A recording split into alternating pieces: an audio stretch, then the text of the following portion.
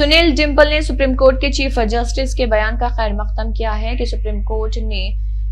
सीजे article 370-35A पर कौम की आवाज सुनी है और कहा कि जब उसने एक वकील को पीटा, एससी के कामों में मदाखलत की। सुनील डिम्पल ने चीफ जस्टिस और सुप्रीम कोर्ट की मदाखलत और मीरवाइज उमर फारूक और तमाम गिरफ्तार बेगुनाहों को रिहा करने की अपील की। जैसा कि एलजी ने 2 बार कहा है कि मीरवाइज आजाद हैं। डिम्पल ने एससी के सीजेआई से दरख्वास्त की है कि बराए करम ईसीआई को हिदायत जारी करें जम्मू कश्मीर में किसी किस्म का इलेक्शन न कराना, जबकि आर्टिकल 370 पर फैसला नहीं आता। सीजेआई ऑफ इंडिया का बयान 370-35A आर्टिकल पर सीजेआई और एससी बेंच की संजीदगी को जाहिर करता है। जम्मू कश्मीर की 1 करोड़ 30 लाख अवाम फिर से chief justice of India DY Chandrachud साहब का दिल की गहराइयों से और सुप्रीम कोर्ट के बेंच का, कॉन्स्टिट्यूशनल बेंच का दिल की गहराइयों से जम्मू कश्मीर का बच्चा बच्चा 1 करोड़ 30 लाख अवाम, हर मजहब की, हिंदू, मुस्लिम, सिख, ईसाई, गुज्जर, बकरवाल, चिनावली, पीर पंजाल, पहाड़ी, जिस तरीके से हमारी 370-35 इल्हाक की शर्तें, इंस्ट्रूमेंट ऑफ असेशन, रियासत का दर्जा के ऊपर सुप्रीम कोर्ट ने जिस तरीके से सुनवाई की है और सोशल मीडिया में आज ये एक वायरल हो गई है कि चीफ जस्टिस ऑफ इंडिया साहब ने फिर से एक बार किसी पागल वकील को जोरदार तरीके से फटकार लगाई है और जो इल्जाम वो पागल वकील, एडवोकेट चीफ जस्टिस साहब के ऊपर, सुप्रीम कोर्ट के ऊपर इल्जाम लगा रहा था, उसको मुंह तोड़ जवाब दिया है और उन्होंने कहा कि 370-35A जो है ये कॉन्स्टिट्यूशनल बेंच का ठीक निर्णय है और अपनी जिम्मेवारी से ये पीछे नहीं आ सकते हैं। ये बात एक खुशी की बात है जम्मू कश्मीर की आवाम की तरफ से कि भारतीय जनता पार्टी किसी ना किसी तरीके से सही ठीक से जवाब नहीं दे पाई, अपने दलीलें पेश सुप्रीम कोर्ट में नहीं कर पाई, इनके हल्फनामे को कूड़े दान में डाल दिया गया, फाड़ दिया गया। इनकी वो जो दलीलें थी कि हालात सुधर गए हैं, यहाँ पे विकास है, रोजगार है, डेवलपमेंट है, वो सारी की सारी दलीलें सुप्रीम कोर्ट में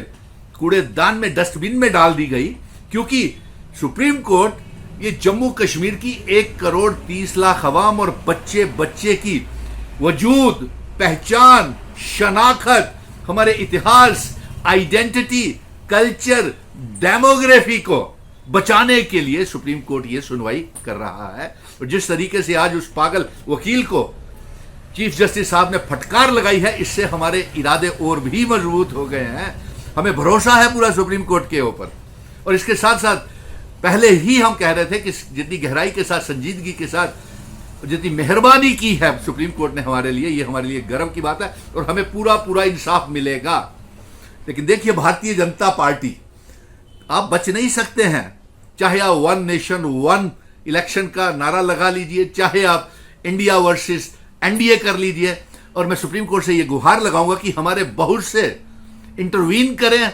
जैसे कि मीरवेज उमर फारूक साहब को और कई बेगुनाह मौलवी उलमाओं को, खिताब करने वालों को, बेगुनाह लोगों को गिरफ्तार किया हुआ है, जेलों में हैं, उन्हें जल्द से जल्द बेगुनाह लोगों को रिहा किया जाए। और साथ में चीफ जस्टिस साहब, आपने पहले भी एक लेक्चरर के सस्पेंशन को बर्खास्त करवाया था, रिवोक करवाया था। इसी तरह जो बेगुनाह लोग कश्मीर के मीरवेज उमर फारूक या ऐसे कई बुद्धिजीवी, इंटेलेक्चुअल्स और स्कॉलर्स जो बंद पड़े हुए हैं जेलों में, जिनको आज देखिए हाई कोर्ट ने भी ये पिटीशन गई है कि मीरवेज उमर फारूक को रिहा किया जाए, लेकिन लेफ्टिनेंट गवर्नर मनोज सिन्हा साहब और अमित शाह जी पहले भी 2 बार झूठ बोल चुके हैं कि मीरवेज उमर फारूक गिरफ्तार नहीं है, वो रिहा है। अगर वो गिरफ्तार नहीं है तो ये हाई कोर्ट ने नोटिस एलजी साहब आपको क्यों दिया, बताइए। और आप अब एलजी साहब कटारे में खड़े होते हैं और हम एलजी साहब से ये मांग करते हैं कि एक व्हाइट पेपर जारी करें कि कश्मीर में कितने बेगुनाह लोगों को आपने जेलों में कहां कहां बंद किया हुआ है। और साथ में हमारा यह भी कहना है कि सुप्रीम कोर्ट से हम अपील करेंगे चीफ जस्टिस साहब कि जम्मू कश्मीर में तब तक कोई चुनाव ना करवाए जाएं जब तक के सुप्रीम कोर्ट से 370-35 से हमारे इल्हाक की शर्तें, रियासत का दर्जा हमें वापस नहीं मिल जाता, तब तक ना असेंबली के चुनाव ना पार्लियामेंट के चुनाव करवाए जाएं। और हमें यह भी लग रहा है कि असेंबली के चुनावों से भारतीय जनता पार्टी भाग रही है। कहीं कारपोरेशन में अपनी हार को देखते हुए जिस तरीके से भारतीय जनता पार्टी की फजीयत जम्मू कश्मीर में हो रही है और सुप्रीम कोर्ट में भी फजीयत हुई, कहीं ये इस डर से ये पंचायतों के, म्युनिसिपल कारपोरेशंस के, कमेटीज के चुनाव भी स्थगित ना कर दे। लेकिन हमारा ये भी मांग है कि ये सारे चुनाव जो हैं ये स्थगित होने चाहिए जब तक कि सुप्रीम कोर्ट का फैसला आ नहीं जाता है, क्योंकि कानून तो असेंबली में बनने हैं। डीडीसी के मेंबर्स, पंचायतों के मेंबर्स, कारपोरेटर्स के पास, कारपोरेशंस के मेंबर्स के पास, मेयर्स के, आज तक जितनी भी कारपोरेशन के चुनाव हुए हैं लोगों को कोई फायदा नहीं हुआ है, क्योंकि इनकी सुनते नहीं आईएएस और ब्यूरोक्रेसी, इनकी कोई मानने को तैयार नहीं है। उसी की वजह से तो आज जम्मू इस दौर से गुजर रहा है मिलॉर्ड। और सुप्रीम कोर्ट के चीफ जस्टिस साहब हमारे ऊपर मेहर कीजिए, जब रियासत का दर्जा हमें वापस दें तो वो वाली रियासत दे रहे जिस रियासत का विलय हमारे महाराजा जी, हमारे बुजुर्ग, हिंदू, मुस्लिम, सिख, ईसाई, गुज्जर, बकरवाल, चिनावली, पीर पंजाल, पहाड़ी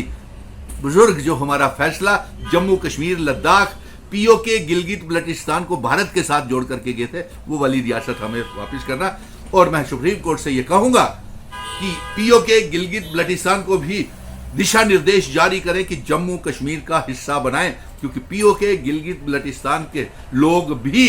जम्मू कश्मीर का हिस्सा बनना चाहते हैं। और मैं सुप्रीम कोर्ट से यह भी अपील करूंगा कि जनाब भारतीय जनता पार्टी से पूछें, ये शहादतें, ये इनोसेंट किलिंग्स, ये टारगेट किलिंग्स कब तक होंगी? कब तक ये पाकिस्तान को मुंह तोड़ जवाब नहीं देंगे? कब पाकिस्तान के लिए क्या पॉलिसी है? ये जो पार्लियामेंट का सेशन शुरू हो रहा है, इस पार्लियामेंट सेशन में सुप्रीम कोर्ट इनसे मांगे कि इनकी पाकिस्तान के खिलाफ क्या पॉलिसी है। और ये खून खराबा, लहूलुहान जो जम्मू कश्मीर हुआ है, इसको लेकर के भारतीय जनता पार्टी कब तक जम्मू कश्मीर में हालात को ठीक करेगी? और जल्द से जल्द हमारे फैसला सुनाइए जनाब, हमारी आवाम बेहद परेशान है।